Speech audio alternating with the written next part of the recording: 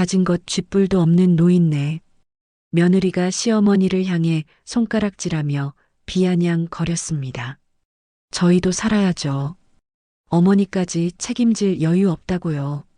아들이 어머니를 향해 차갑게 내뱉었습니다. 그리고 한겨울밤 70대 어머니는 가방 하나 들고 집에서 쫓겨났습니다. 하지만 며칠 후 아들 부부가 신문 일면을 장식한 어떤 기사를 본 순간 얼굴이 하얗게 질렸습니다. 도대체 그들이 본 것은 무엇이었을까요?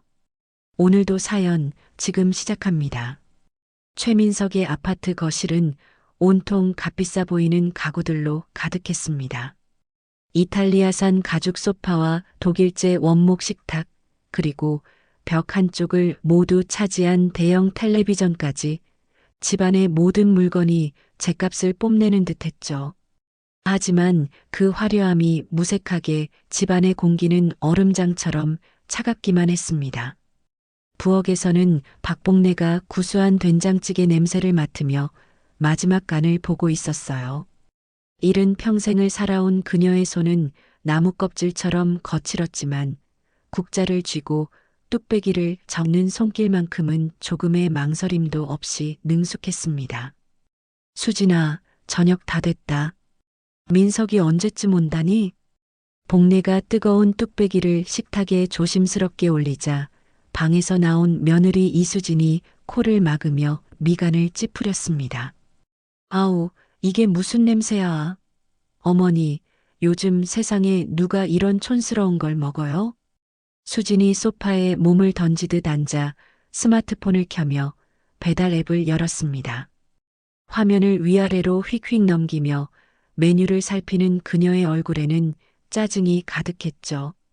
냄새 때문에 머리 아파 죽겠네. 그냥 시켜 먹을래요. 일식이나 이탈리아 음식으로요. 그래도 내가 아침부터 애써서 끓인 건데. 복내가 더러워진 앞치마를 벗으며 조심스럽게 말했습니다. 애써 끓인 걸 제가 꼭 먹어야 하는 건 아니잖아요. 다음부터는 제발 미리 물어보고 하세요. 수진아, 어른한테 그런 식으로 말하는 게 아니다. 뭐가 아니에요? 저희 이런 거 안 좋아한다고 몇 번을 말씀드렸어요. 수진이 차갑게 대꾸하자 복내는 더 이상 아무 말도 하지 못했습니다. 그때 현관문이 부서져라 열리며 민석이 비틀거리며 들어왔어요. 그의 얼굴은 술기운과 스트레스로 시뻘겋게 달아올라 있었고 서류 가방을 소파 위로 집어 던지며 소리쳤습니다. 젠장, 되는 일이 하나도 없어. 민석이 넥타이를 거칠게 잡아당겨 풀어 헤쳤습니다. 오늘도 계약 또 놓쳤어? 대체 미팅 가서 뭘 어떻게 하는 거야? 수진이 스마트폰에서 눈을 떼지도 않은 채 건성으로 물었습니다. 협력업체 그 자식들이 또 딴소리야. 조건이 마음에 안 든다고 판을 엎겠다는 거야. 그럼 조건을 맞춰주든가. 어떻게든 구슬려서 사업 따내는 게 능력 아니야? 맞춰줄 돈이 어디 있어. 이런 식으로 가다가는 정말 회사 문 닫게 생겼다고. 민석이 양손으로 머리를 감싸주며 한숨을 내쉬자 복내가 조용히 다가가 그의 어깨에 손을 올렸습니다. 민석아, 많이 힘들겠네.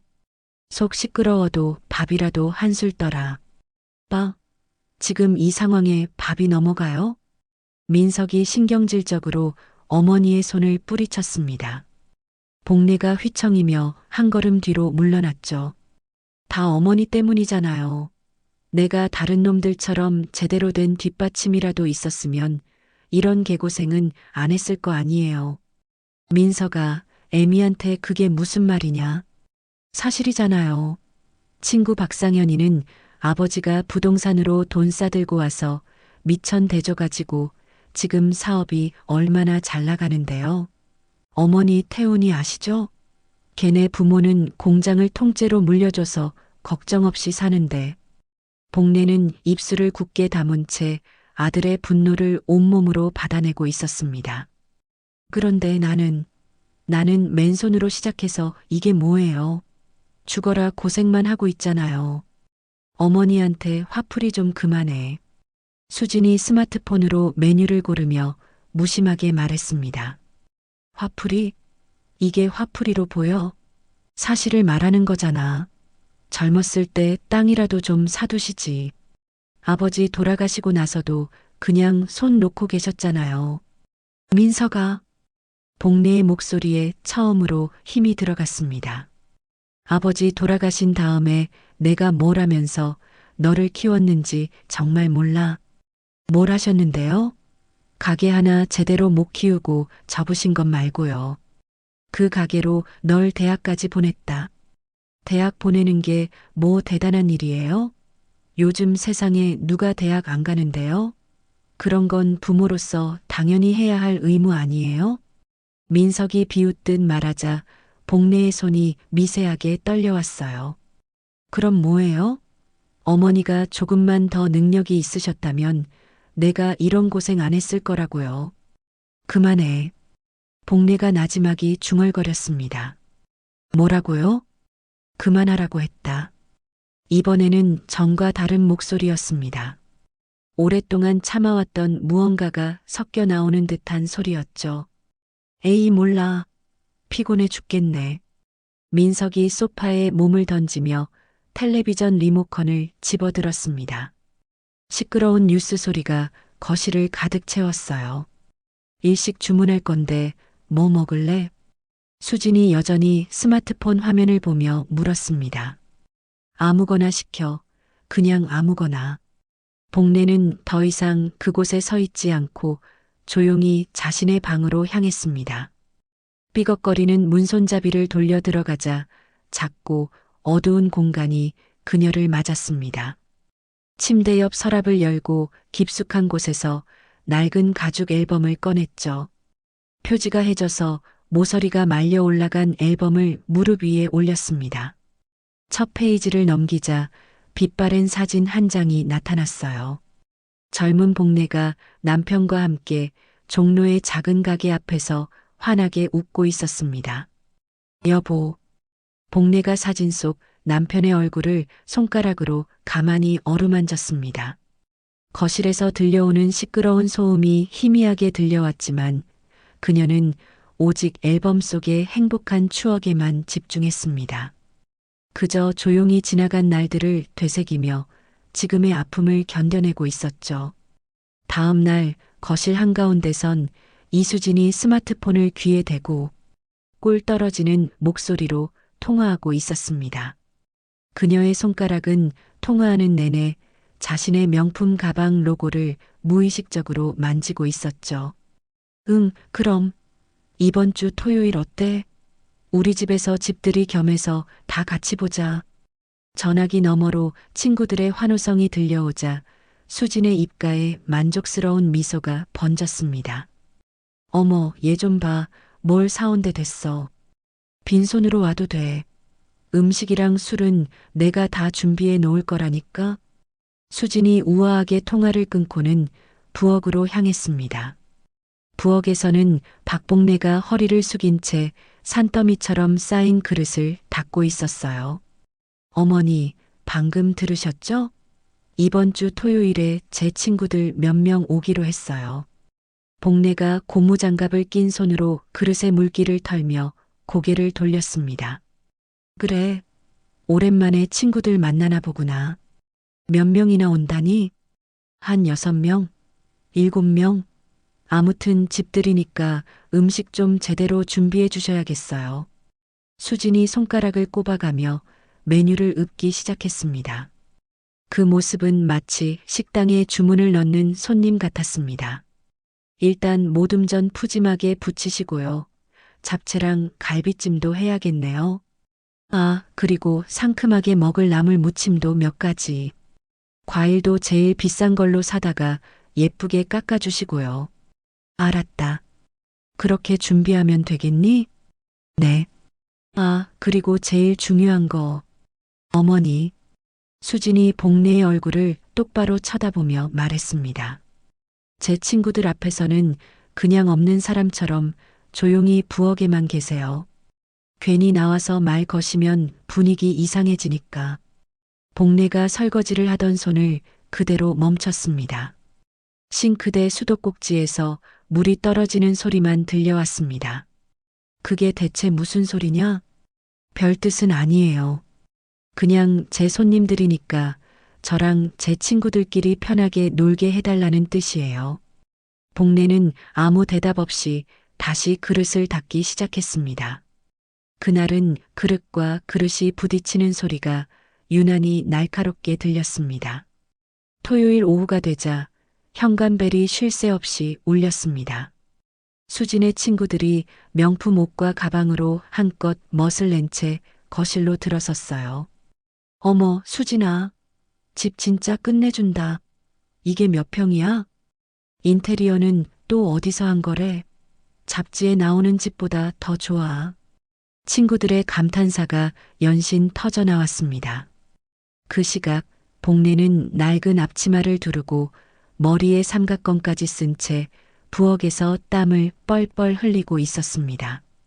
기름 냄새와 음식 냄새가 온몸에 가득 배어 있었죠. 복례가 음식이 가득 담긴 커다란 쟁반을 들고 거실로 나갔습니다. 와, 이게 다 뭐야? 냄새 장난 아니다. 수진아, 집밥 냄새나. 한 친구가 노릇하게 부쳐진 김치전을 입에 넣으며 호들갑을 떨었습니다. 수진이 어깨를 으쓱하며 자랑스럽게 대답했습니다. 그치? 우리 집 음식 맛이 좀 괜찮아. 복례는 묵묵히 빈 그릇을 치우고 새 음식을 내가며 부엌과 거실을 오갔습니다.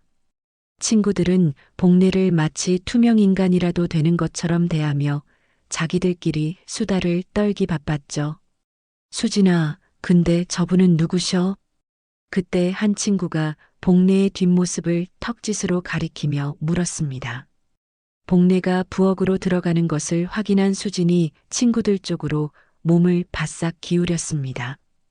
그녀의 목소리가 비밀을 말하듯 작아졌어요. 저분, 이번에 새로 구한 가사 도우미야.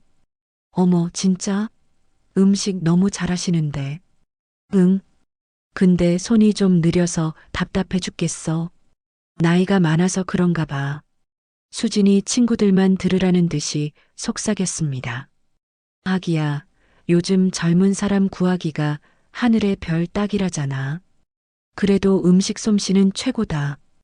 음식이야 뭐 나이 드신 분들이 다 그렇지 않나? 할 줄 아는 게 그런 것밖에 더 있겠어? 바로 그 순간이었습니다. 부엌 안쪽에서 그 대화를 모두 들어버린 복례의 손에서 힘이 풀렸어요. 들고 있던 접시가 싱크대 안으로 떨어지며 쨍그랑하고 날카로운 소리를 냈습니다.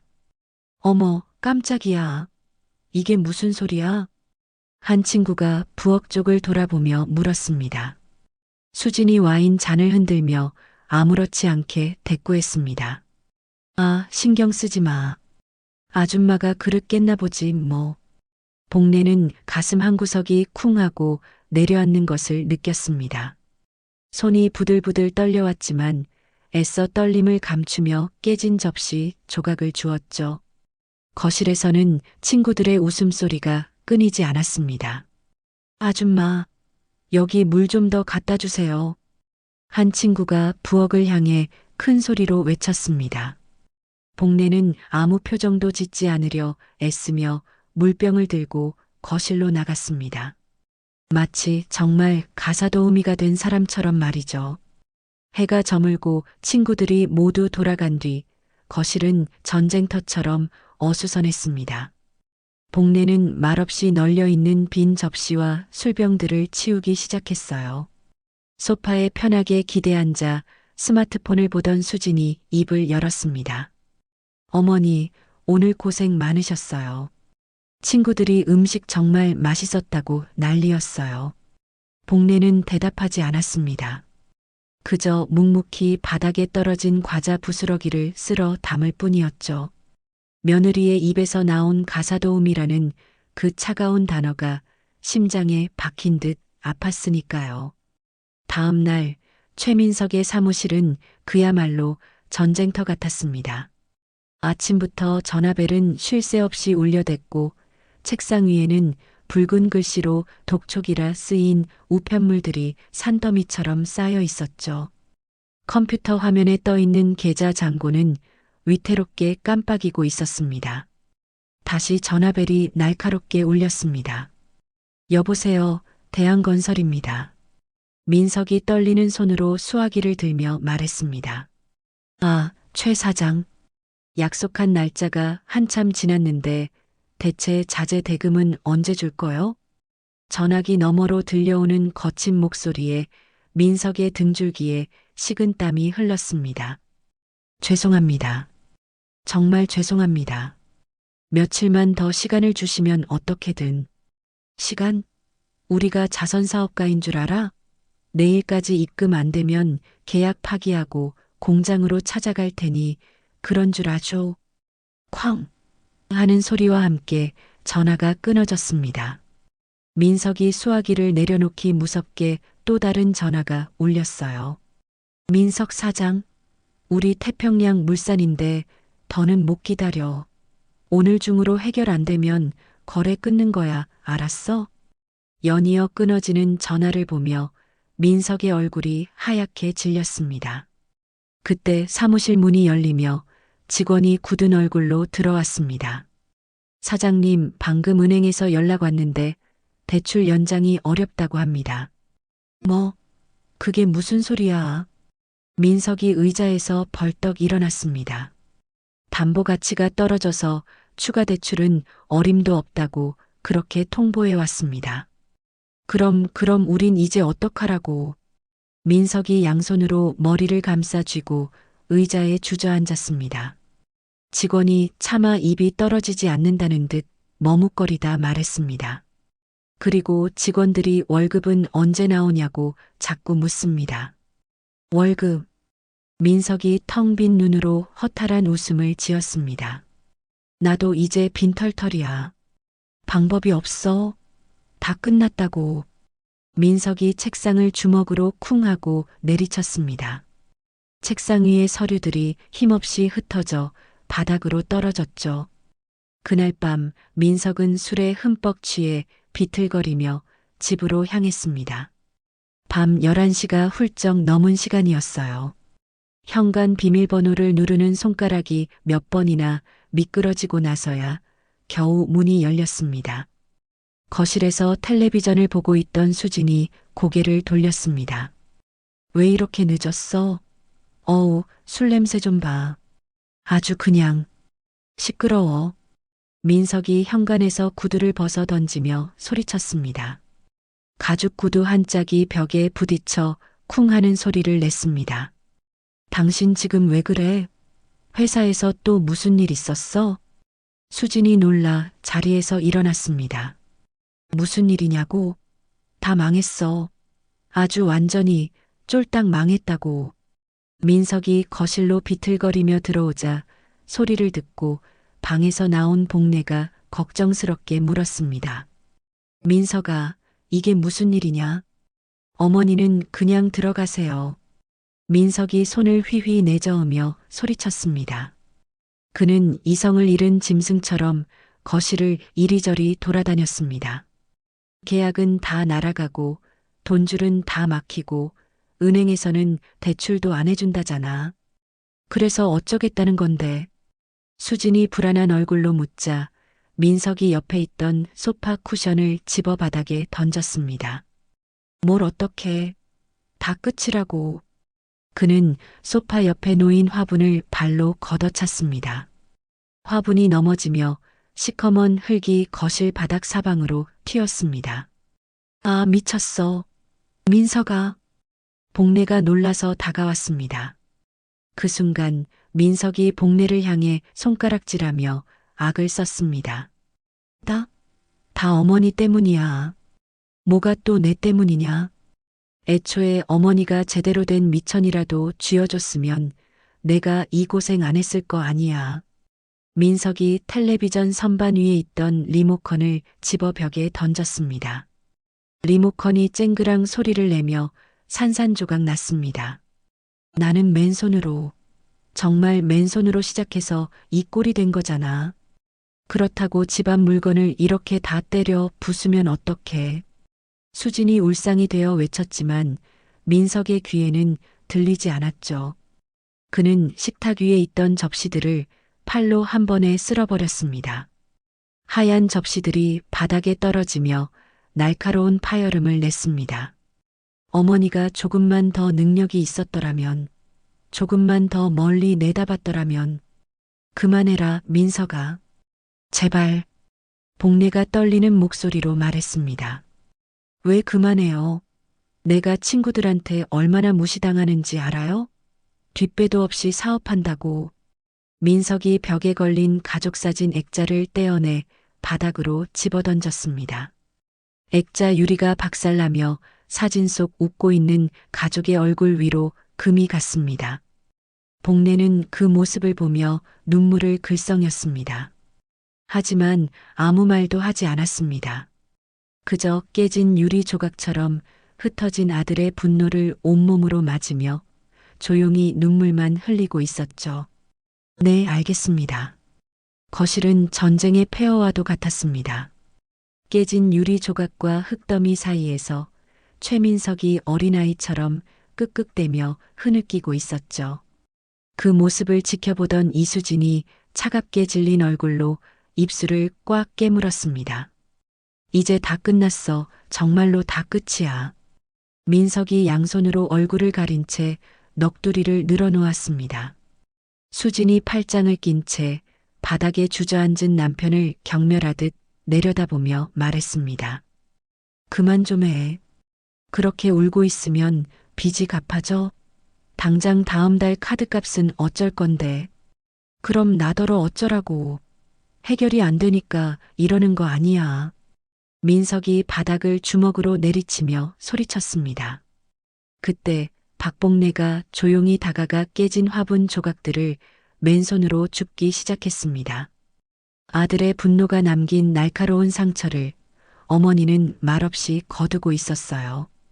어머니, 위험하게 뭐 하시는 거예요? 그냥 두세요. 수진이 신경질적으로 소리치자 복례가 고개를 저으며 계속 조각들을 주었습니다.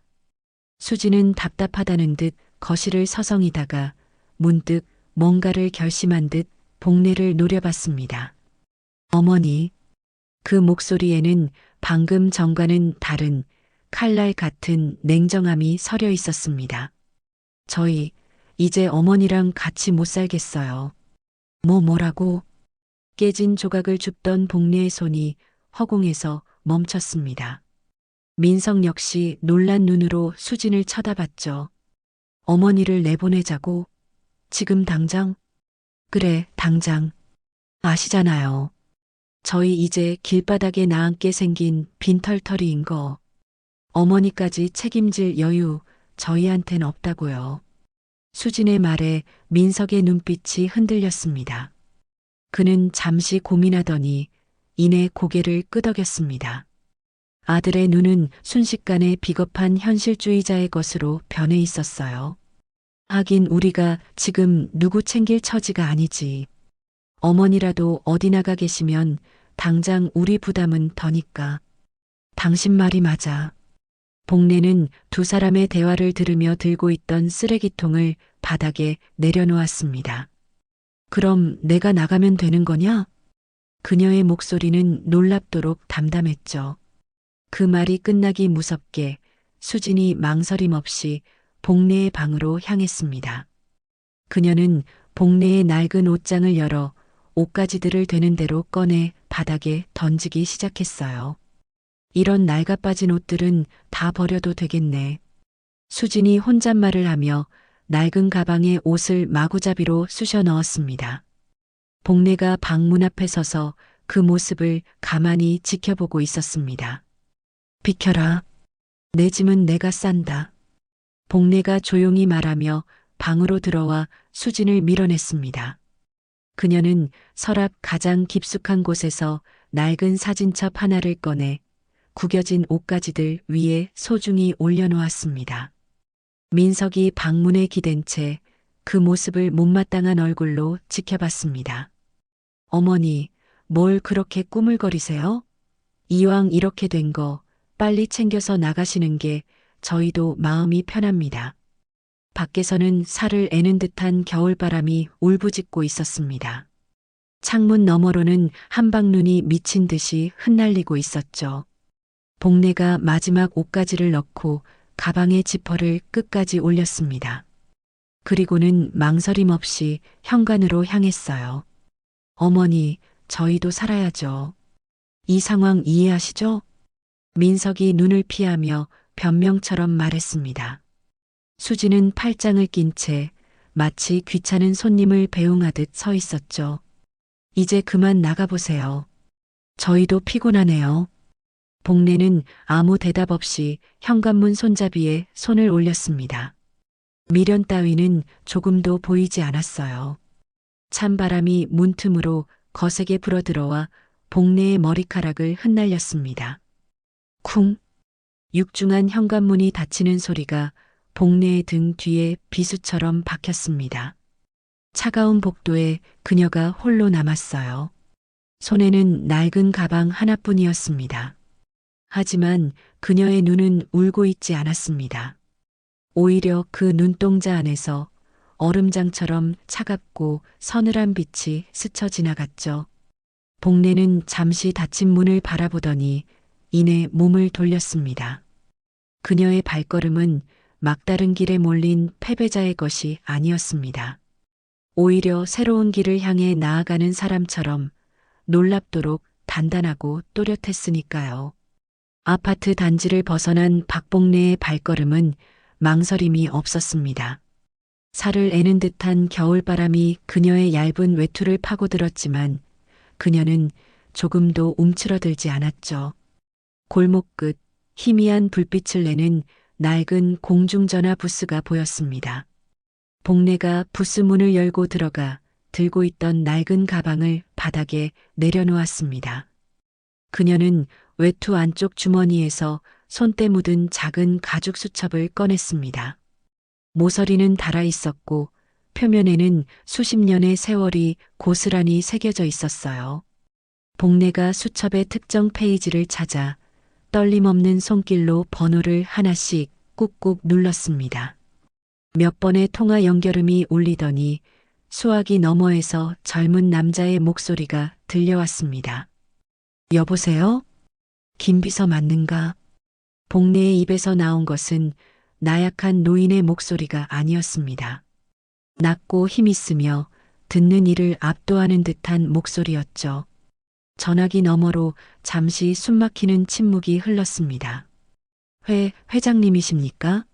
정말 박복례 회장님이십니까? 김비서의 목소리가 놀라움과 감격으로 심하게 떨리고 있었습니다. 그래 나야. 이제 때가 된 것 같구나. 복례가 차분하게 말했습니다. 회장님, 제가 얼마나 이날을 기다렸는지 모릅니다. 김비서 진정해. 너무 흥분하면 쓰나. 회장님, 지금 어디에 계십니까? 당장 모시러 가겠습니다. 10분 안에 출발하겠습니다. 김비서의 목소리에는 간절함이 가득 묻어났습니다. 서두를 것 없어. 성북동 한일약국 앞이다. 복례가 전화를 끊고 수첩을 다시 주머니에 넣었습니다. 약국 앞 벤치에 앉아 그녀는 허리를 꼿꼿이 폈습니다.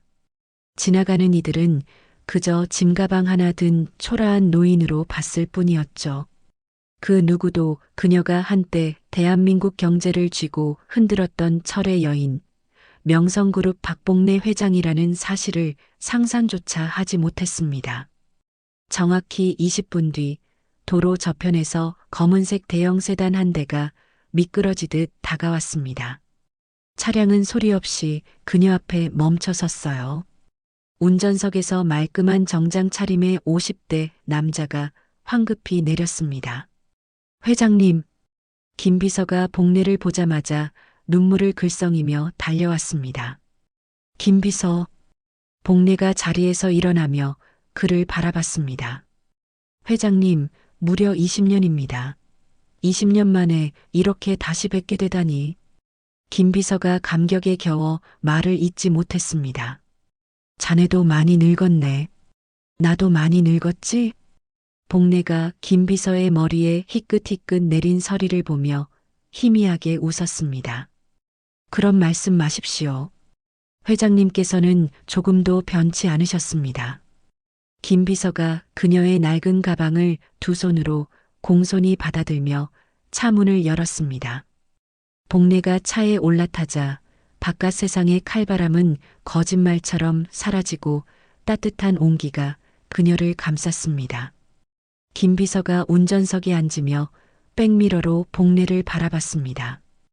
회장님, 어디로 모실까요? 롯데호텔. 맨 꼭대기 펜트하우스로 가자. 예, 회장님. 회장님께서 돌아오실 날만 기다리며 20년째 비워두었습니다. 김비서의 목소리에는 흔들림 없는 충성심이 배어 있었습니다. 차가 서울의 밤거리로 부드럽게 합류했습니다. 창밖으로 화려한 네온 사인과 고층 빌딩들이 스쳐 지나갔죠. 복례는 그 불빛들을 바라보며 문득 남편의 목소리를 떠올렸습니다. 30년 전 종로 골목 안쪽에 자리한 작은 국밥집이었습니다. 복례네 국밥이라는 소박한 간판이 걸린 가게 뒤편 쌀가마니와 김치통이 놓인 좁은 사무실에서 복례와 남편이 마주 앉아 있었습니다. 남편이 장부를 덮으며 조심스럽게 입을 열었습니다. 복례야, 민석이한테는 우리 재산 이야기 하지 말자. 복례가 뜨개질하던 손을 멈추고 고개를 들었습니다. 왜요? 아들인데 왜 숨겨야 해요? 아들이기 때문이야.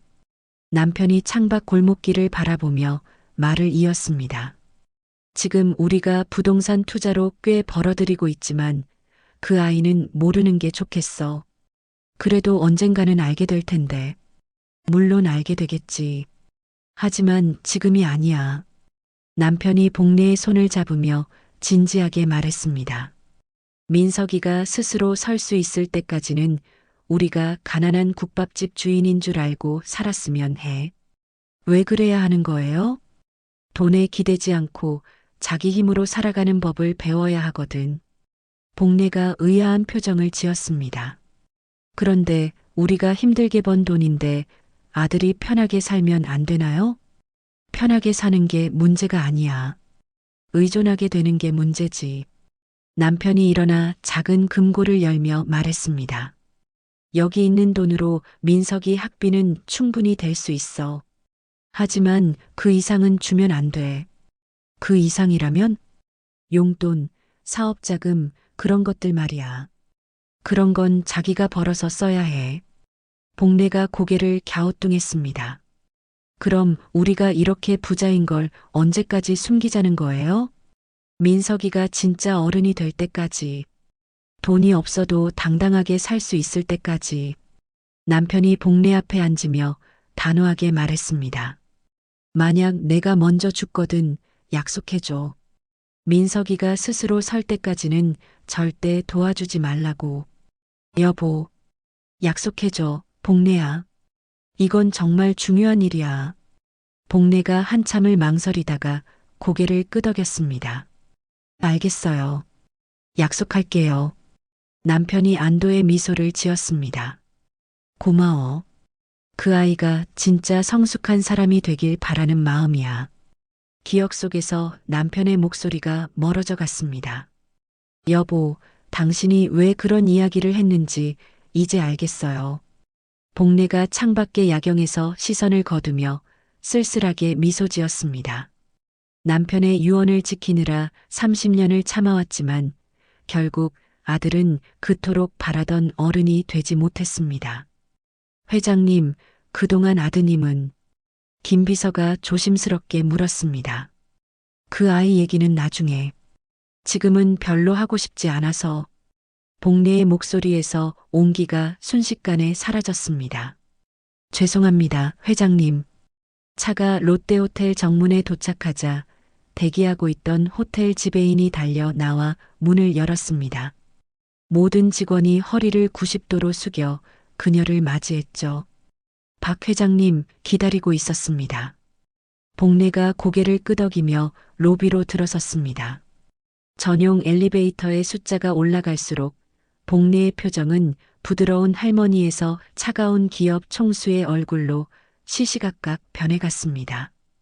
펜트하우스 문이 열리자 거대한 통유리창 너머로 서울의 야경이 폭포수처럼 쏟아졌습니다. 남산타워와 한강, 그리고 보석처럼 반짝이는 수많은 불빛이 그녀의 발 아래 펼쳐져 있었어요. 김비서, 복례가 야경을 등지고 서서 말했습니다. 예, 회장님. 내일부터 바빠질 게다. 마음 단단히 먹어도 언제든 명령만 내리십시오, 회장님.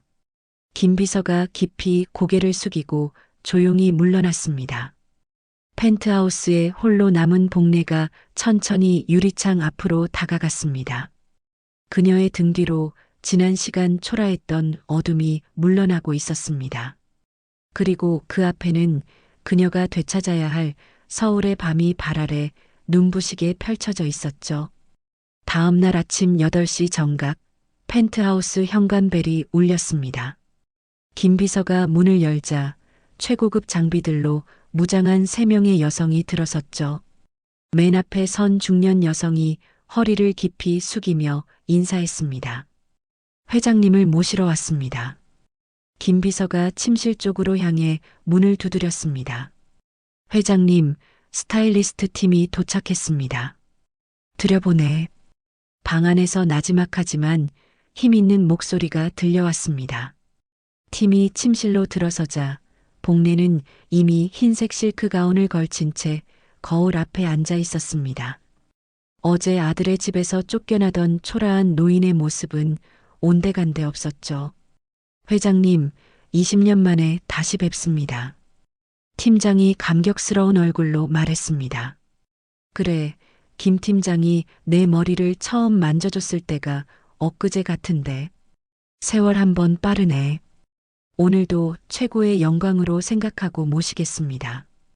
팀장이 복례의 머리카락을 조심스럽게 만져보았습니다. 많이 상하셨습니다. 관리할 시간이 없으셨나 봅니다. 시간이 없었던 게 아니라 그럴 필요가 없었지. 이제부터 다시 필요해졌지만 복례가 거울 속 자신을 보며 담담히 말했습니다. 그 말 한마디에 전문가들의 손길이 일사불란하게 움직이기 시작했어요. 한 명은 머리를, 다른 한 명은 얼굴을, 마지막 한 명은 거칠어진 손톱을 다듬었습니다. 지난 20년의 고된 세월이 전문가들의 손길 아래 흔적도 없이 지워지고 있었습니다. 2시간이 흐른 뒤 모든 작업이 끝났습니다. 회장님, 확인해 보시죠. 거울 속에는 완전히 다른 사람이 앉아 있었습니다. 푸석하던 백발은 기품 있는 짙은 갈색의 단발머리로 변해 있었고 옅은 화장은 그녀의 날카로운 눈빛을 더욱 돋보이게 만들었죠. 수고했어. 복례의 짧은 칭찬에 팀원들이 일제히 고개를 숙였습니다. 스타일리스트 팀이 나가자 김 비서가 검은색 맞춤 정장을 들고 들어왔습니다. 복례가 옷을 갈아입고 나오자 방 안의 공기마저 바뀌는 듯 했습니다. 회장님, 이 변호사와 정 이사님이 도착했습니다. 응, 들어오라고 전해. 복례가 거실 소파 깊숙이 앉아 다리를 꼬았습니다. 잠시 후 50대 남성 2명이 서류 가방을 들고 들어와 90도로 허리를 숙였습니다. 박 회장님, 다시 뵙게 되어 영광입니다. 2 사람 다 고생 많았어. 그동안 내 금고는 잘 지키고 있었겠지?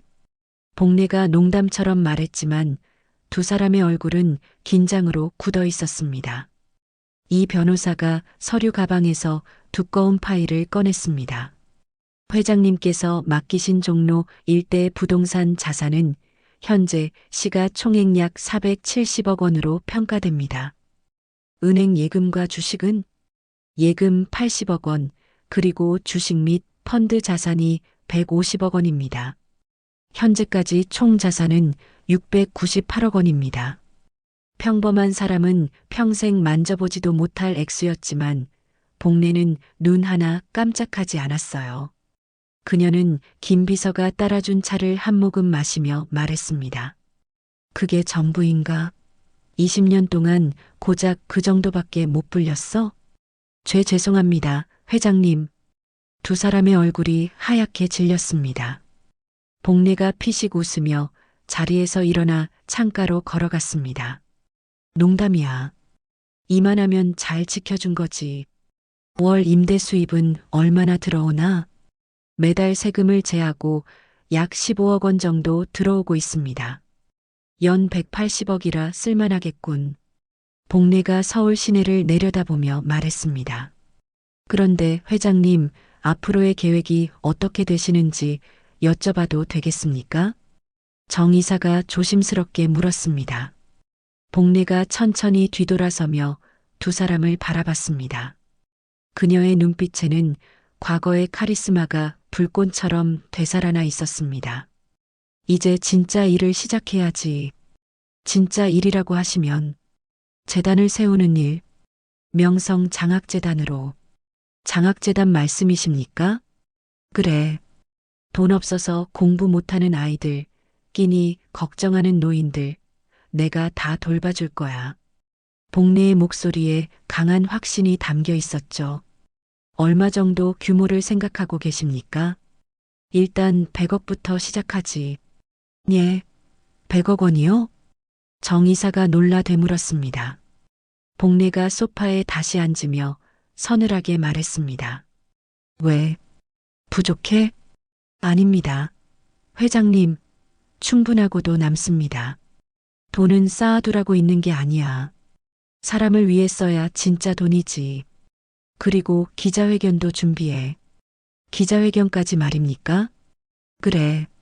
명성그룹 박복례 회장이 20년 만에 돌아왔다고 온 세상에 알려야지. 거울 속에는 더 이상 아들에게 멸시받던 초라한 노파는 없었습니다. 20년 전 대한민국 재계를 호령하던 철의 여인 박 회장이 완벽하게 돌아와 있었죠. 일주일 뒤 최민석이 자신의 사무실 문 앞에 망연자실한 채 서 있었습니다. 두꺼운 유리문 위에는 부도 처리 완료라는 붉은 글씨의 공고문이 선명하게 붙어 있었죠. 그가 이룬 모든 것이 저 붉은 종이 한 장으로 끝이 나 있었습니다. 젠장. 민석이 주먹으로 문을 내리쳤지만 자물쇠는 이미 교체된 뒤였습니다. 그때 주머니에서 핸드폰이 미친 듯이 울렸습니다.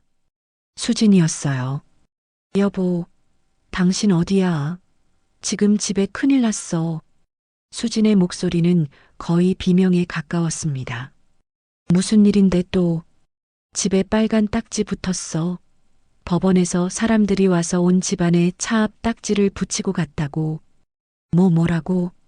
민석이 휘청거리며 벽에 몸을 기댔습니다. 어떻게 해? 동네 사람들 지금 다 나와서 구경하고 난리 났어. 창피해 죽겠다고. 전화가 끊어지고 민석은 급하게 택시를 잡아탔습니다. 아파트 앞에 도착하자 정말로 현관문에는 시뻘건 봉투와 딱지들이 흉물스럽게 붙어 있었습니다. 주민들은 대놓고 그들을 향해 수군거리고 있었죠. 어머, 저 집 사업 망했나 봐. 쯧쯧. 그렇게 잘난 척은 혼자 다 하더니 꼴 좋다. 수진이 현관 앞에 주저앉아 얼굴을 가린 채 울고 있었습니다. 당신 때문이야. 당신이 사업 하나 제대로 건사 못해서 이게 무슨 꼴이냐고. 수진이 민석을 보자마자 달려들어 그의 가슴을 주먹으로 쳤습니다. 시끄러워. 네가 카드 긁어댈 때마다 내 등골이 휘는 소리 못 들었어? 그 명품백들이 다 내 빚덩어리였어. 이 여자야. 2시간 뒤 부부는 값비싼 외제차 대신 허름한 여행 가방을 하나씩 끌고 있었습니다. 그들의 발걸음이 멈춘 곳은 하루 3만 원이라는 낡은 간판이 걸린 모텔 앞이었어요. 방에 들어서자마자 퀴퀴한 곰팡이 냄새가 코를 찔렀습니다. 세상에 우리가 어떻게 이런 데서 자? 수진이 금방이라도 울음을 터뜨릴 듯한 얼굴로 침대 끝에 걸터 앉았습니다. 그럼 어떡할까? 지금 우리 주머니에 남은 돈으로 별 5개짜리 호텔이라도 가리. 민석이 창문을 열며 비꼬는 투로 말했습니다. 다 당신 탓이야. 당신만 아니었으면 내가 이런 굴욕은 안 당했어. 내 탓? 또 내 탓이야? 돈 좀 벌어온다니까 좋다고 흥청망청 쓴 게 누구더라? 민석이 수진을 돌아보며 이를 갈았습니다. 뭐, 내가 흥청망청? 남편이 벌어다 주니까 믿고 쓴 죄밖에 없어. 나는 믿어. 빚내서 내 욕심 채워준 걸 믿었다고. 그런 걸 내가 어떻게 아냐고. 당신이 나한테 말 한마디라도 했냐고. 말했으면 뭐가 달라졌을 것 같은데. 민석과 수지는 좁은 방 안에서 서로를 잡아먹을 듯이 노려봤습니다. 그때 민석이 갑자기 허탈하게 웃으며 말했습니다. 어머니 내쫓을 때부터 알아봤어. 그렇게 모질게 구니까 천벌 받는 거야. 우리가. 뭐, 지금 어머니 얘기를 여기서 왜 해? 왜 하긴. 우리가 복을 다 걷어찼으니까 이러고 있지. 수진이 기가 막힌다는 듯 민석을 쏘아봤습니다. 복? 당신 미쳤어? 어머니가 우리한테 뭘 해줬다고 복 타령이야. 해준 게 문제가 아니야. 사람 도리의 문제지. 당신이 어머니한테 한 짓을 생각해봐. 내가 뭘? 앞장서서 어머니 짐 싸던 건 당신 아니었어? 이제 와서 어디서 착한 아들 코스프레야? 그건 당신이 먼저 나가시라고 했잖아. 그럼 당신은 왜 안 말렸는데? 당신 엄마잖아. 말렸잖아. 언제? 당신이 한 건 말린 게 아니라 그냥 착한 척하는 위선이었어. 민석이 분을 이기지 못하고 벽을 주먹으로 쳤습니다. 시끄러워. 다 당신 탓이야. 당신 같은 여자를 만난 게 내 인생 최악의 실수라고. 뭐라고? 이봐, 최민석. 당신이야말로 최악의 아들이고 최악의 남편이야. 알아? 화려했던 과거는 모두 사라지고 곰팡내 나는 지독한 현실만이 그들을 짓누르고 있었죠. 두 사람은 좁고 더러운 방 안에서 서로를 향해 악담을 퍼부으며 그렇게 끝없이 추락하고 있었습니다. 며칠째 이어진 싸움 끝에 최민석은 허름한 모텔 방을 도망치듯 빠져나왔습니다. 면도를 못해 거뭇해진 턱과 기름진 머리카락은 그의 처지를 그대로 보여주고 있었죠. 주머니를 뒤져보니 남은 것은 꼬깃꼬깃한 1,000원짜리 몇 장과 동전 몇 개뿐이었습니다. 그는 마지막 지푸라기라도 잡는 심정으로 낡은 공중전화 부스로 향했습니다. 과거에 가깝게 지냈던 직장 동료의 번호를 눌렀습니다. 여보세요, 박 과장? 나 민석인데. 민석이냐? 이게 얼마만이야? 근데 웬 공중전화야? 전화기 너머로 반가우면서도 어색한 목소리가 들려왔습니다. 그게 사정이 좀 있어서. 혹시 잠깐 만날 수 있을까? 내가 정말 급해서 그래. 잠시 침묵이 흘렀습니다. 그 짧은 순간이 민석에게는 영원처럼 길게 느껴졌죠. 민석아, 정말 미안하다. 나도 요즘 아내 가게가 어려워서 다음에 내가 꼭 연락할게. 아, 괜찮아. 내가 미안하다. 민석이 힘없이 수화기를 내려놓았습니다. 벌써 5번째 거절이었습니다. 그가 무너지자 세상도 함께 등을 돌리고 있었습니다. 정처 없이 길을 걷던 그의 발걸음이 한 지하철역 신문 가판대 앞에서 멈췄습니다. 그저 멍하니 진열된 신문들을 바라보는데 유독 한 신문의 일면 머리 기사가 그의 눈을 사로잡았습니다. 돌아온 철의 여인, 명성그룹 박봉래 회장, 사재 700억 쾌척해 장학재단 설립. 박봉래라는 이름이 그의 뇌리에 번개처럼 스쳐 지나갔습니다. 민석은 홀린 듯 가판대로 다가가 헤드라인 아래의 사진을 들여다봤습니다. 고급스러운 정장을 입고 기품 있게 앉아있는 여성의 사진이었어요. 보면 볼수록 사진 속 여성의 얼굴이 낯이 익었습니다. 설마 아니야, 아닐 거야. 그가 중얼거리며 신문에 얼굴을 거의 파묻다시피 했습니다. 사진 속 인물은 의심의 여지 없이 바로 자신의 어머니 박복래였습니다. 하지만 그가 알던 초라하고 주눅든 어머니의 모습은 어디에도 없었죠. 단정한 머리와 온화하지만 흔들림 없는 눈빛, 모든 것이 낯설었습니다. 민석이 떨리는 손으로 주머니에서 1,000원짜리 한 장을 꺼내 신문을 샀습니다. 그는 길 한복판에 선 채로 기사를 읽기 시작했습니다. 명성그룹 박복래 회장은 어제 기자회견을 통해 100억 원 규모의 장학재단 설립 계획을 공식 발표했다. 종로 일대에 다수의 빌딩을 소유하고 있는 박 회장은 현재 확인된 자산만 약 700억 원에 이르는 것으로 알려져. 툭! 민석의 손에서 들고 있던 신문이 바닥으로 떨어졌습니다. 700억? 그가 평생을 벌어도 만져볼 수 없는, 상상조차 할 수 없는 돈이었습니다. 민석의 다리에 힘이 풀리며 그 자리에 주저앉을 뻔했습니다.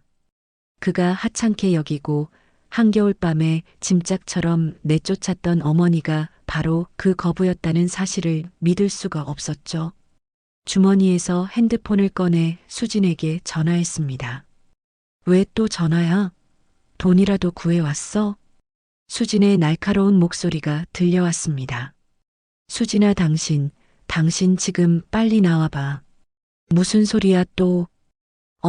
우리 어머니가 신문에 나왔어. 명성그룹 회장이래. 뭐? 당신 드디어 미쳤구나? 헛소리하지 말고 돈이나 구해와. 진짜야. 자산이 700억이래. 700억? 민석이 거의 울부짖듯 소리쳤습니다. 그 순간 수화기 넘어 수진의 거친 숨소리가 멈췄습니다. 뭐라고? 방금 700억이라고 했어? 수진의 목소리가 180도 바뀌어 있었습니다. 민석은 대답할 힘도 없이 전화를 끊어버렸습니다. 머릿속이 하얗게 비어버리는 것 같았어요. 충격과 당혹감, 그리고 뒤늦은 후회가 온몸을 덮쳐왔습니다. 자신이 걷어찬 것이 단순히 늙고 능력 없는 어머니가 아니었다는 것을 깨달았습니다. 그것은 그의 마지막 남은 구원이었고 스스로 걷어찬 복이었죠. 하지만 후회하기엔 모든 것이 너무 늦어버렸습니다. 지나가는 사람들이 길바닥에 주저앉아 있는 그를 이상하게 쳐다봤지만 아무것도 신경 쓸 수 없었습니다. 신문 기사를 확인한 민석과 수진은 허름한 모텔 방을 불이 나게 뛰쳐나왔습니다. 며칠 동안 서로를 향해 으르렁대던 모습은 온데간데 없었죠. 초라한 옷차림은 그대로였지만 두 사람의 눈에는 절박함과 탐욕이 뒤섞여 이글거리고 있었습니다. 그들은 이제 같은 목표를 가진 동업자나 다름없었습니다. 지하철 안에서 수진이 다급하게 말했습니다. 들어가면 무조건 잘못했다고 빌어. 최대한 불쌍하게 보여야 돼. 알았지? 알아. 어머니도 결국 사람인데 자식이 와서 저렇게까지 비는데 어떻게 모른 척 하시겠어. 민석이 고개를 끄덕이며 대답했습니다. 두 사람의 머릿속은 이미 700억이라는 거대한 숫자로 가득 차 있었어요. 롯데호텔에 도착한 그들은 화려하고 웅장한 로비의 모습에 순간 압도당했습니다. 반짝이는 대리석 바닥과 거대한 샹들리에, 그리고 고급스러운 옷차림의 사람들 사이에서 그들의 모습은 마치 깨끗한 흰 비단 위에 떨어진 흙탕물 같았죠. 민석이 주눅든 채로 프론트 데스크에 다가갔습니다. 저 박복래 회장님 좀 뵈러 왔는데요. 아들입니다. 죄송합니다만 약속되지 않은 방문은 안내해 드릴 수 없습니다. 직원의 정중하지만 단호한 거절에 수진이 나섰습니다. 저희가 그 아들, 며느리라고요. 가족인데 왜 못 만나요? 바로 그때 정장을 입은 경호원 2명이 다가와 그들의 앞을 막아섰습니다. 무슨 일이십니까? 저희가 박봉래 회장님 아들, 며느리입니다. 신분증도 여기 있습니다. 민석이 떨리는 손으로 신분증을 꺼내 보여줬습니다. 경호원이 신분증을 확인하고는 귀에 꽂힌 무전기로 짧게 보고했습니다. 잠시 후 경호원의 미간이 살짝 찌푸려졌습니다. 죄송합니다. 회장님께서 두 분을 만나고 싶지 않다고 하십니다. 예, 거절하셨다고요? 친아들인데? 다시 한번 여쭤봐 주세요. 분명히 전달했습니다. 돌아가 주시기 바랍니다. 경호원들의 대답은 기계처럼 차가웠습니다. 그 순간이었습니다. 민석이 갑자기 그 자리에 털썩하고 무릎을 꿇었습니다. 로비에 있던 모든 사람들의 시선이 순식간에 그에게로 쏠렸죠. 어머니, 이 불효자식이 왔습니다. 제가 다 잘못했습니다. 민석의 처절한 외침이 로비 전체에 울려 퍼졌습니다. 수진도 1초의 망설임 없이 옆에 따라 무릎을 꿇으며 눈물을 폭포수처럼 쏟아냈습니다. 어머니, 저희가 죽을 죄를 지었습니다. 어머니의 깊은 뜻도 모르고. 로비는 순식간에 구경꾼들로 가득 찼습니다. 사람들은 수군거리며 핸드폰을 꺼내 이 기막힌 광경을 찍기 시작했어요. 어머니, 제발 한 번만 얼굴만이라도 뵙고 용서를 빌게 해주세요. 민석이 눈물 콧물을 쏟으며 바닥에 머리를 조아렸습니다. 두 사람의 눈에서는 뜨거운 눈물이 쉴 새 없이 흘러내렸습니다. 하지만 그 눈물은 참회의 눈물이 아니었죠. 눈앞에서 놓쳐버린 700억이라는 거대한 돈에 대한 탐욕과 분노의 눈물이었습니다. 어머니가 그렇게 대단한 분이신 줄도 모르고 저희가 얼마나 철없이 굴었는지 모릅니다. 정말 죄송합니다. 수진의 연기는 완벽했습니다. 주변 사람들은 아무리 그래도 자식인데 너무하네라며 동정의 눈빛을 보내기 시작했죠. 상황이 소란스러워지자 호텔 관리자까지 달려왔지만 두 사람은 막무가내였습니다. 어머니, 어머니. 그들의 처절한 울음소리가 화려한 호텔 로비를 가득 메웠습니다. 하지만 정작 그들이 닫고 싶어하는 펜트하우스의 문은 굳게 닫힌 채 열릴 기미가 보이지 않았습니다. 민석과 수진의 처절한 울음소리가 호텔 로비를 가득 메우고 있을 때였습니다. 소란을 구경하던 사람들의 웅성거림이 거짓말처럼 멎었습니다. 모두의 시선이 한 곳으로 향했죠. 로비 2층, 화려한 난간 위로 검은색 정장을 입은 박봉래가 마치 여왕처럼 아래를 굽어보고 있었습니다. 예전의 초라한 모습은 그림자조차 찾아볼 수 없는 서늘한 위엄 그 자체였습니다. 그 눈빛에는 어미가 자식을 향해 가질 수 있는 그 어떤 감정도 남아있지 않았습니다. 오직 차가운 경멸과 완전한 단절의 의지만이 서려 있었죠. 어머니, 복례를 발견한 민석이 두 팔을 벌리며 절규했습니다. 어머니, 저희가 정말 잘못했습니다. 제발 용서해 주세요. 수진도 바닥에 엎드린 채 손을 뻗으며 애원했습니다. 하지만 복례는 미동도 없이 그들의 위선적인 눈물의 쇼를 내려다볼 뿐이었습니다. 그녀는 옆에 서 있던 이진수 변호사를 향해 아주 작게 고개를 끄덕였습니다. 그것이 신호였습니다. 이 변호사가 서류 가방을 들고 계단을 내려오기 시작했습니다. 그의 구두 소리가 대리석 바닥에 또렷하게 울릴 때마다 민석과 수진의 심장은 바닥으로 떨어지는 듯했죠. 이 변호사는 무릎 꿇은 두 사람 앞에 멈춰 섰습니다. 누구세요? 회장님 변호사입니다. 변호사님, 어머니께 저희가 정말 뉘우치고 있다고 제발 말씀 좀 전해주세요. 민석이 그의 바지춤을 붙잡으며 매달렸습니다. 이 변호사는 아무런 감정 없는 얼굴로 그들을 내려다보더니 들고 있던 서류 봉투를 바닥에 던졌습니다. 마치 자선단체에 헌옷을 던져주듯 무심한 동작이었어요. 박봉래 회장님의 최종 뜻을 전하러 왔습니다. 봉투에서 나온 것은 2장의 빳빳한 법원 서류였습니다. 이것은 박봉래 회장님께서 청구하신 친자관계 부존재 확인 소장입니다. 친자관계 단절이요? 민석의 입이 멍하니 벌어졌습니다. 그리고 이것은 2분에 대한 접근금지 명령 신청서입니다. 오늘부로 2분은 박 회장님 반경 100m 이내로 접근이 금지됩니다. 왜 100m요? 수진의 얼굴에서 핏기가 완전히 사라졌습니다. 이 변호사의 차가운 목소리가 계속 이어졌습니다. 또한 회장님의 모든 재산은 사회에 환원될 예정이며 2분에게는 단 1원도 상속되지 않음을 공식적으로 통보합니다. 1원도 안 주신다고요? 수진이 그 자리에 주저앉아 버렸습니다. 민석이 고개를 들어 2층을 올려다보며 절규했습니다. 어머니, 어떻게 저희한테 이러실 수 있어요? 그래도 저희는 어머니 자식이잖아요. 하지만 2층 난간은 이미 텅 비어 있었습니다.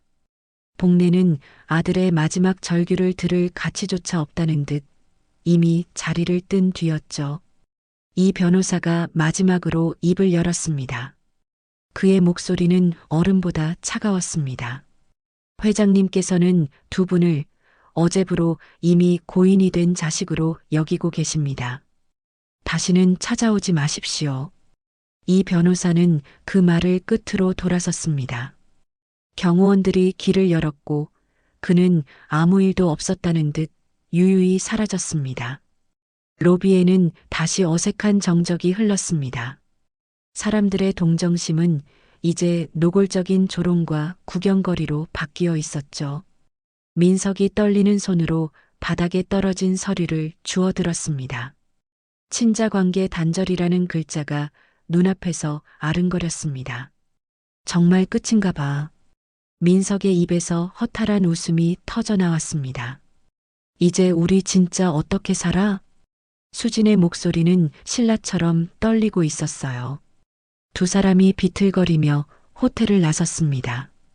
그들의 마지막 희망이었던 종이 한 장이 민석의 힘없는 손에서 빠져나가 차가운 바람 속으로 흩날려 갔습니다. 서울 시내 한 호텔의 대연회장에 수십 명의 기자들이 모여 있었습니다. 대한민국의 모든 언론사가 모인 듯 기자들의 열띤 취재 열기로 공기마저 뜨거웠죠. 연단 앞에는 복례 장학재단 설립 기자회견이라는 현수막이 걸려 있었습니다. 오후 2시 정각 연회장의 모든 문이 닫히고 조명이 연단에 집중되었습니다. 박복례가 흐트러짐 없는 걸음으로 무대에 올랐습니다. 어깨선을 꼿꼿이 편 그녀의 모습에 기자들은 마른 침을 삼키며 셔터를 눌러댔습니다. 복례가 마이크 앞에 서자 거짓말처럼 소음이 멎었습니다. 안녕하십니까? 오늘 이 자리에 와주신 기자 여러분께 감사드립니다. 저는 명성 장학재단의 이사장을 맡게 된 박복례입니다. 그녀의 목소리는 낮고 차분했지만 연회장 전체를 휘어잡는 힘이 있었습니다. 복례는 원고에서 눈을 떼고 기자 한 사람 한 사람과 눈을 맞추며 자신의 이야기를 시작했습니다. 저는 가난한 집안에서 태어나 배움의 기회가 많지 않았습니다. 운 좋게 좋은 남편을 만나 종로에서 작은 국밥집을 시작했고 남편이 세상을 떠난 뒤에도 그 가게를 지키며 억척같이 살았습니다. 그녀의 진솔한 이야기에 냉소적이었던 기자들의 눈빛이 조금씩 바뀌기 시작했죠. 운이 따라 재산은 많이 모았지만 돈이 행복을 보장해주지는 않는다는 것을 최근에야 깨달았습니다. 한 기자가 날카롭게 손을 들었습니다. 최근이라고 하시면 회장님의 결심에 영향을 미친 특별한 개인사가 있었던 겁니까? 연회장의 공기가 순간 얼어붙었습니다. 복례는 그 기자를 잠시 응시하더니 희미한 미소를 지으며 대답했습니다. 자세한 이야기는 어렵습니다만 버림받고 혼자 남겨진 노인들의 서러움을 저 역시 뼈저리게 느껴볼 기회가 있었습니다. 그녀의 대답은 폭탄과도 같았습니다. 기자들은 그 말 속에 숨겨진 엄청난 사연을 짐작하며 미친 듯이 타자를 쳐댔습니다. 다른 기자가 곧바로 질문을 이어받았습니다. 회장님의 이런 뜻깊은 결정에 가족분들은 어떤 반응이신지 궁금합니다. 복례는 그 질문에 잠시 말을 멈췄습니다. 그녀는 정면의 방송사 카메라를 똑바로 바라봤습니다. 마치 텔레비전 너머의 누군가에게 직접 말하는 것 같았죠. 제게 가족은 없습니다. 이제는 저 혼자입니다. 그것은 아들 최민석을 향한 대한민국 전체에 생중계된 공식적인 의절 선언이었습니다. 복례는 더 이상 흔들리지 않았습니다. 그래서 더욱 이 일에 제 남은 인생 전부를 바칠 수 있습니다. 앞으로 명성재단은 돈이 없어 꿈을 포기하는 젊은이들과 의지할 곳 없이 외로운 어르신들의 든든한 울타리가 될 것입니다. 다른 기자가 손을 들고 질문했습니다. 재단 규모는 어느 정도입니까? 1차적으로 100억 원을 지원할 예정입니다. 복례가 명확히 대답했습니다. 기자들 사이에서 감탄의 소리가 나왔습니다. 앞으로 매년 추가로 출연하여 규모를 늘려나갈 것입니다. 최종적으로는 제가 가진 재산의 대부분을 사회에 환원할 생각입니다. 기자회견이 끝나고 복례가 연회장을 나서려 할 때 한 젊은 기자가 다가와 깊이 고개를 숙였습니다. 회장님, 정말 존경합니다. 저도 회장님 같은 어른이 되고 싶습니다. 복례가 처음으로 따뜻한 미소를 지으며 그의 어깨를 두드려 주었습니다. 복례가 연회장을 나서며 김 비서를 돌아봤습니다. 우리 남편이 나 잘했다고 칭찬해 주겠지, 김 비서? 훌륭하셨습니다, 회장님. 정말 감동적이었습니다. 김 비서가 진심으로 대답했습니다. 이제 진짜 시작이야. 복례가 엘리베이터를 타며 말했습니다. 그날 저녁 모든 방송사의 메인 뉴스는 박복례 회장의 소식으로 도배되었습니다. 진정한 노블레스 오블리주, 시대의 어른이 보여준 감동이라는 찬사가 쏟아졌죠. 복례는 펜트하우스 거실에서 와인 잔을 든 채 텔레비전 속 자신의 모습을 바라보고 있었습니다. 그녀는 더 이상 누군가의 어머니가 아니었습니다. 스스로 세상의 빛이 되기로 선택한 박복례, 모두의 존경을 받는 시대의 어른으로 다시 태어난 순간이었죠.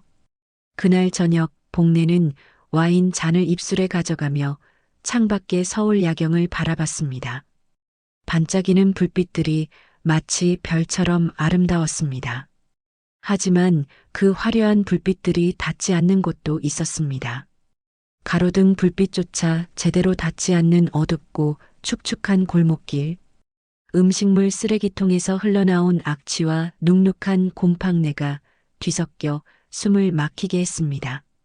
그 어둠 속을 최민석과 이수진이 필사적으로 내달렸습니다. 바로 등 뒤에서 그들의 목숨값보다 비싼 빚을 받으러 온 사채업자들의 거친 욕설과 발소리가 악몽처럼 따라붙고 있었습니다. 헉 여보, 나 더는 못 뛰겠어. 한때 최고급 구두만 신던 수진의 발은 싸구려 운동화 안에서 비명을 지르고 있었습니다.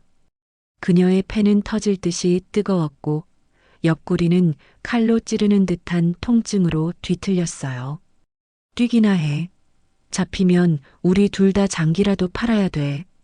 민석이 공포에 질린 얼굴로 소리치며 수진의 손목을 거의 부서져라 잡아 끌었습니다. 그들은 짐승처럼 헐떡이며 악취가 진동하는 쓰레기 더미 뒤로 몸을 숨겼습니다. 몇 분 뒤 그들을 찾지 못한 사채업자들의 발소리가 멀어지자 두 사람은 녹초가 된 몸을 간신히 일으켰습니다. 이제 그들에게는 돌아갈 모텔조차 없었습니다. 정처 없이 밤거리를 헤매던 그들의 발걸음이 금방이라도 쓰러질 듯한 낡은 다세대 주택 앞에 멈췄습니다. 대문에 월세방 있음이라고 휘갈겨 쓴 종이 한 장이 위태롭게 붙어 있었죠.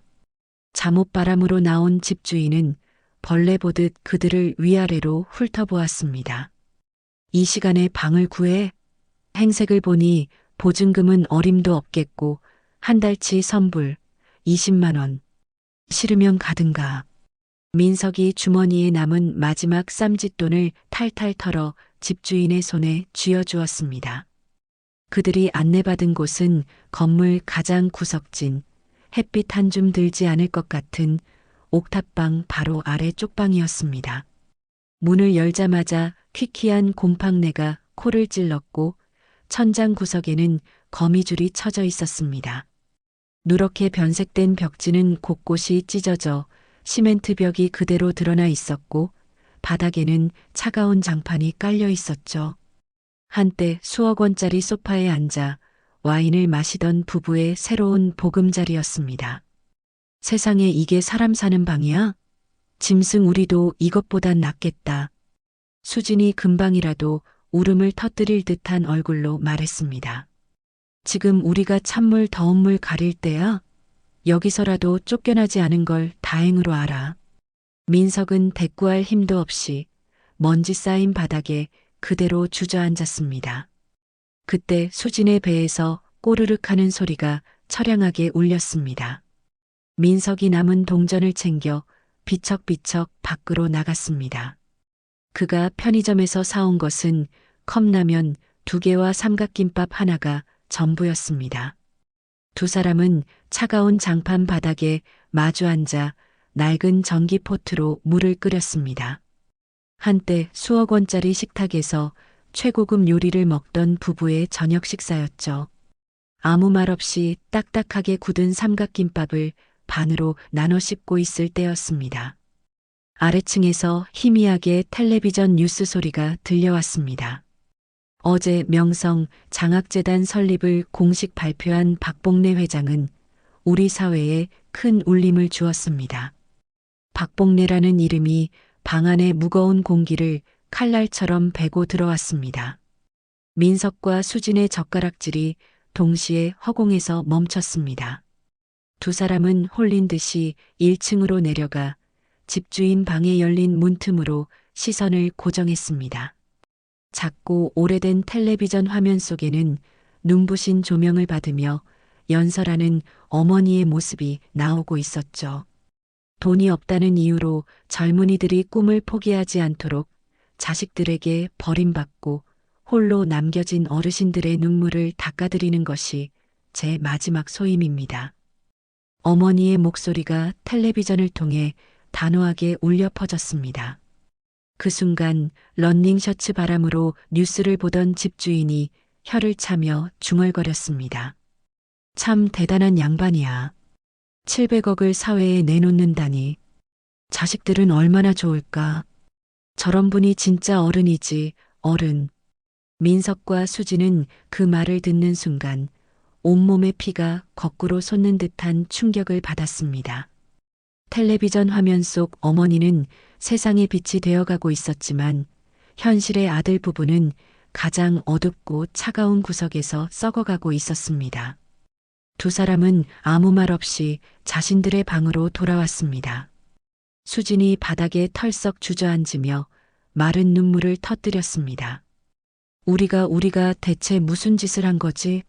저렇게 훌륭한 분한테 우리는 악마 같은 짓을 한 거야. 그것은 후회라기보다 자신의 어리석음에 대한 절망적인 통곡에 가까웠어요.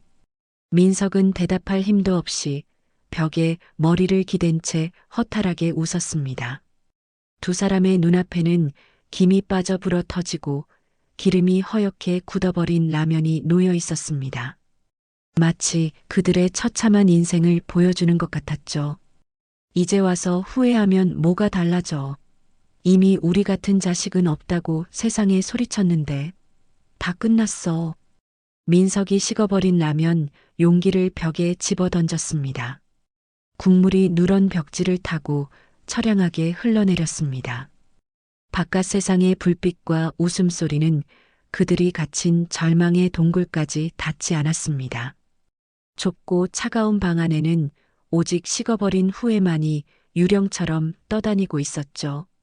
한 달 후 명성 장학재단 사무실 안은 따스한 봄볕과 사람들의 온기로 가득했습니다. 잘 닦인 원목 바닥 위로 환한 햇살이 쏟아져 내렸고 공기 중에는 갓 내린 커피의 구수한 향기와 은은한 꽃향기가 감돌았죠. 사무실 한가운데 놓인 커다란 원목 테이블 주위로는 20명 남짓한 젊은이들이 희망에 찬 얼굴로 앉아 있었습니다. 바로 재단의 첫 번째 장학생들이었습니다. 박복래가 우아한 검은색 블라우스를 입고 그들 앞에 섰습니다. 그녀의 얼굴에는 꾸밈없는 미소가, 눈빛에는 따뜻한 애정이 가득했어요. 여러분, 오늘 이 자리에 와주셔서 정말 고맙습니다. 복래가 장학생 한 사람 한 사람과 눈을 맞추며 말했습니다. 그녀의 시선이 머무는 곳마다 긴장했던 학생들의 얼굴에 편안한 미소가 피어났습니다. 이제 여러분은 돈 걱정은 잠시 잊고 오직 여러분의 꿈을 향해서만 달려가면 됩니다. 하고 싶은 공부 마음껏 하고 배우고 싶은 것 실컷 배우세요. 이 늙은 할미가 여러분의 든든한 뒷배가 되어줄 테니까요. 그 말에 한 여학생이 울컥하며 자리에서 일어났습니다. 그녀의 눈에는 이미 눈물이 그렁그렁 맺혀 있었습니다. 회장님 정말 감사합니다. 저희 집이 너무 어려워서 이번 학기 등록금을 마련하지 못해 학교를 그만둬야 하나 매일 밤 울었습니다. 편지를 쓰면서도 정말 제게 이런 기회가 올 거라고는 상상도 못했습니다. 회장님은 제 인생의 은인이세요. 자네처럼 똑똑하고 의지가 강한 인재가 돈 때문에 좌절해서는 안 되지. 앞으로는 울지 말고 웃으면서 공부 열심히 하게나. 복래가 손을 저으며 인자하게 웃었습니다. 이번에는 앳된 얼굴의 남학생이 수줍게 자리에서 일어났습니다. 저 회장님, 저는 의사가 되는 게 꿈인데 학비도 학비지만 책값이 너무 비싸서 늘 아르바이트를 3개씩 해야 했습니다. 잠자는 시간을 쪼개 공부해도 늘 피곤해서 힘들었는데 이제는 정말 환자를 살리는 공부에만 집중할 수 있게 됐습니다. 이 은혜는 평생 잊지 않겠습니다. 잊어도 괜찮아. 대신 나중에 훌륭한 의사가 되어서 돈 없는 사람들도 차별 없이 치료해주게. 그거 하나면 나는 더 바랄 게 없어. 그때 사무실 문이 열리며 허리가 굽은 어르신 몇 분이 조심스럽게 안으로 들어왔습니다. 모두 재단의 지원을 받고 있는 독거노인들이었죠. 그들은 복래를 보자마자 환한 얼굴로 다가왔습니다. 아이고 회장님, 우리 회장님. 한 할머니가 복래의 손을 덥석 잡았습니다. 그 주름진 손에는 삐뚤빼뚤하게 포장된 빨간 카네이션 한 송이가 들려 있었습니다. 어르신들, 어서 오세요. 여기까지는 어쩐 일이십니까? 회장님, 이거 받으시오. 우리가 돈이 없어서 이런 것밖에 준비를 못했어. 그래도 우리 마음이요. 할머니가 복래의 손에 카네이션을 쥐어주었습니다. 다른 어르신들도 주머니에서 카네이션을 꺼내 복래에게 건넸습니다. 장학생들 역시 약속이라도 한 듯 가방에서 준비해온 카네이션을 꺼내 들었죠. 순식간에 복래의 두 팔에는 세상을 다 가진 듯 붉은 카네이션이 가득 안겼습니다. 피를 나눈 혈육에게서는 단 한 번도 받아보지 못했던 따뜻한 정이 이들을 통해 비로소 그녀에게 흘러들어오고 있었습니다. 회장님, 저희가 나중에 꼭 성공해서 회장님처럼 어려운 사람들을 돕는 사람이 되겠습니다. 한 장학생의 다짐에 복래는 눈시울이 붉어졌습니다. 그래, 그거면 됐다. 그거 하나면 내가 가진 모든 걸 내놓아도 아깝지 않아.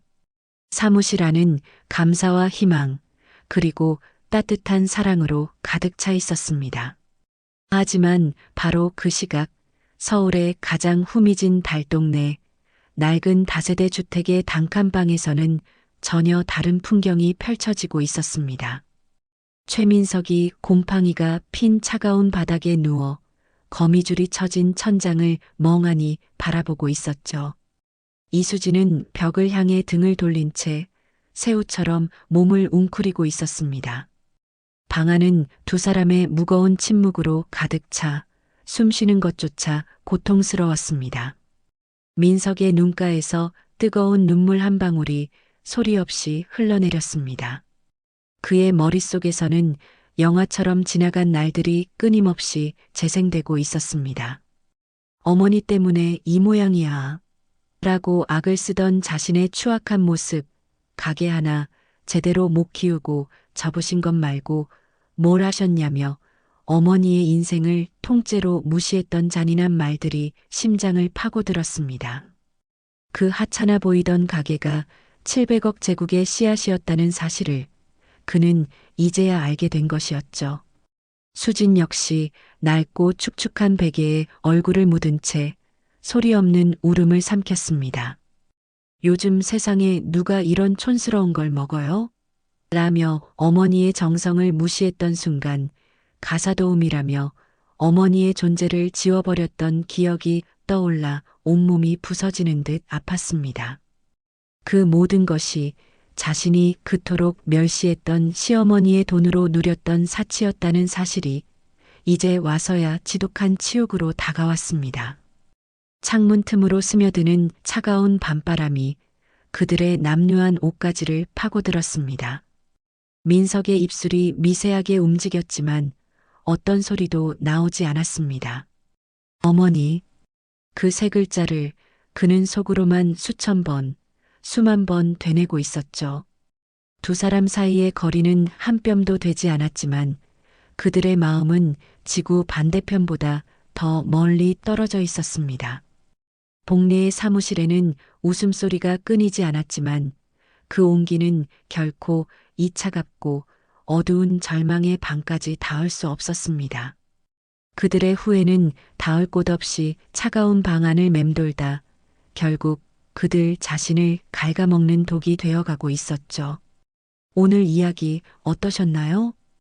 혹시 끝까지 함께 해주신 분이 계시다면 잘 들었다고 댓글 하나만 남겨주세요. 여러분에게도 따뜻하고 빛나는 날들이 찾아올 거예요.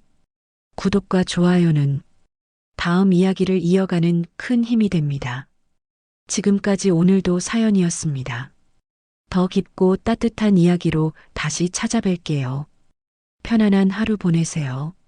감사합니다.